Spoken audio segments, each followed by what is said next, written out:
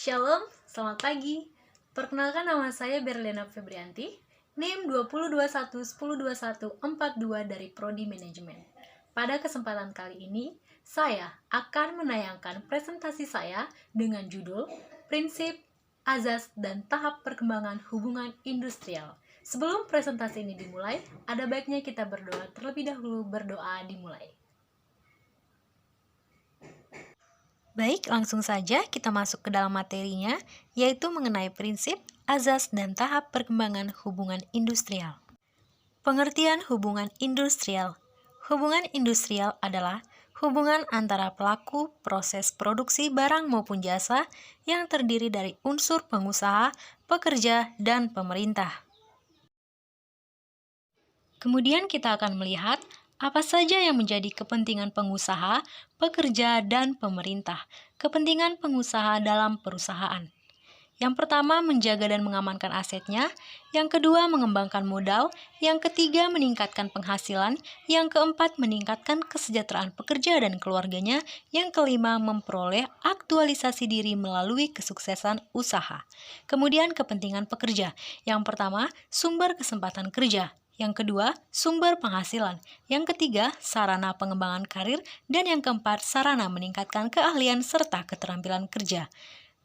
Kemudian kepentingan pemerintah, yaitu menjamin penyediaan dan kelancaran arus barang, baik untuk memenuhi kebutuhan masyarakat konsumen maupun sebagai masukan barang setengah jadi untuk perusahaan lain. Selanjutnya kita akan melihat prinsip dan azas hubungan industrial. Yang pertama, pengusaha dan pekerja mempunyai kepentingan atas keberhasilan dan kelangsungan perusahaan. Yang kedua, pengusaha merupakan sumber penghasilan bagi banyak orang. Yang ketiga, pengusaha dan pekerja mempunyai hubungan fungsional dan fungsi yang berbeda dalam pembagian kerja atau pembagian tugas. Yang keempat, pengusaha dan pekerja merupakan anggota perusahaan. Yang kelima, menciptakan ketenangan dan ketentraman bekerja supaya meningkatkan produktivitas perusahaan. Yang keenam, peningkatan produktivitas perusahaan harus dapat meningkatkan kesejahteraan bersama antara pengusaha dan pekerja. Ada 3 azas yang digunakan untuk mencapai tujuan perusahaan. Yang pertama, azas partner in production, yaitu di mana buruh dan pengusaha mempunyai kepentingan yang sama untuk meningkatkan kesejahteraan buruh. Oleh karena itu, masing-masing pihak merupakan mitra dalam meningkatkan kesejahteraan buruh dan meningkatkan hasil produksi.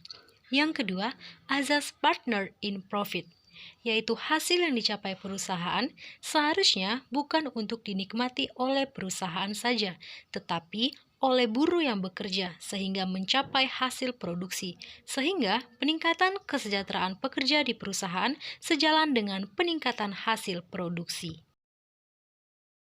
Yang ketiga, azas partner in responsibility. Buruh dan pengusaha tanggung jawab untuk bersama-sama dalam meningkatkan hasil produksi. Rasa tanggung jawab kedua belah pihak ini akan mendorong peningkatan hasil produksi. Selanjutnya, kita akan masuk ke tahap perkembangan hubungan industrial. Yang pertama, tahap perkembangan primitif.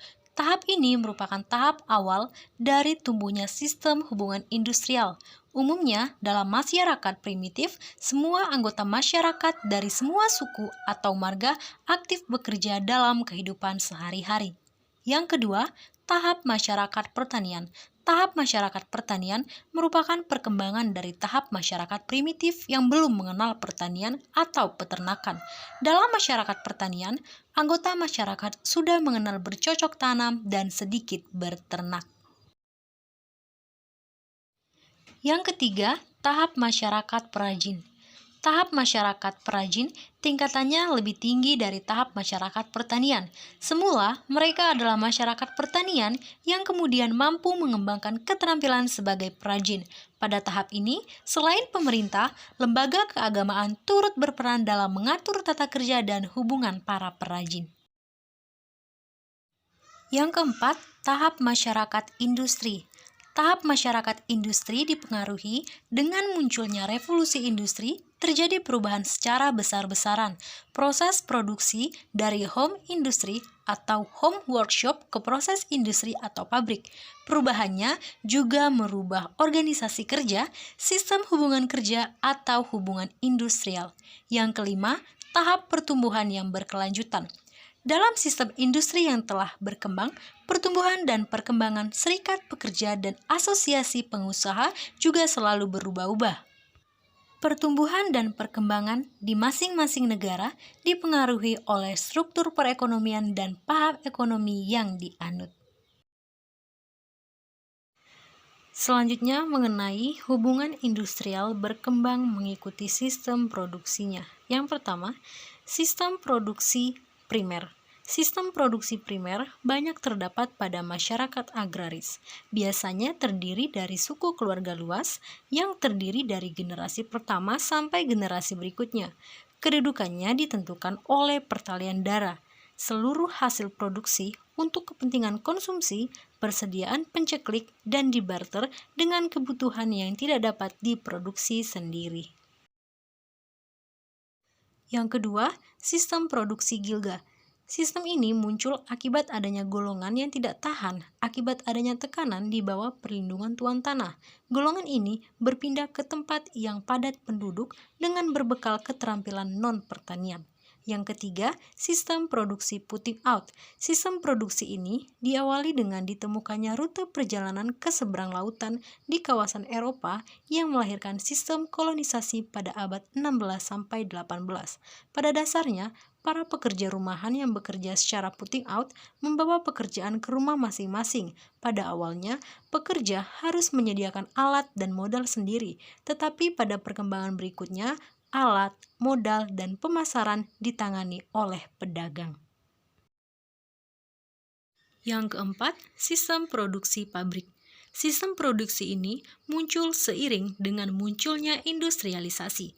Penemuan mesin-mesin berpresisi tinggi menghasilkan mutu, memudahkan pekerjaan manusia, tidak banyak membutuhkan tenaga manusia, dan meningkatkan jumlah mesin. Ada beberapa keuntungan bila pekerjaan dibagi dalam banyak bagian, yaitu pekerjaan dapat dikerjakan semua orang dan produktivitas meningkat. Yang kelima, sistem produksi di era global. Sistem produksi ini menciptakan hubungan industrial yang lebih kompleks karena munculnya perusahaan-perusahaan global yang melakukan kegiatan produksi di beberapa negara. Selanjutnya kita akan melihat apa saja yang menjadi persamaan dan perbedaan pada sistem produksi gilga, putting out, dan pabrik. Persamaannya, adanya seorang majikan yang memimpin suatu produksi, misalnya pada produksi gilga, terdapat seorang master yang mempunyai modal. Pada produksi putting out dipimpin oleh seorang majikan, sedangkan pada sistem produksi pabrik terdapat seorang pengusaha. Nah, untuk perbedaannya, yaitu pada produksi gilga, pekerja harus berusaha memiliki keterampilan khusus. Pada sistem produksi putting out, dapat membawa pekerjaannya ke rumah mereka masing-masing. Pada sistem produksi pabrik, para pekerja memiliki batas waktu tertentu untuk menyelesaikan pekerjaan mereka dan mengikuti prosedur dan peraturan yang telah ditetapkan pabrik.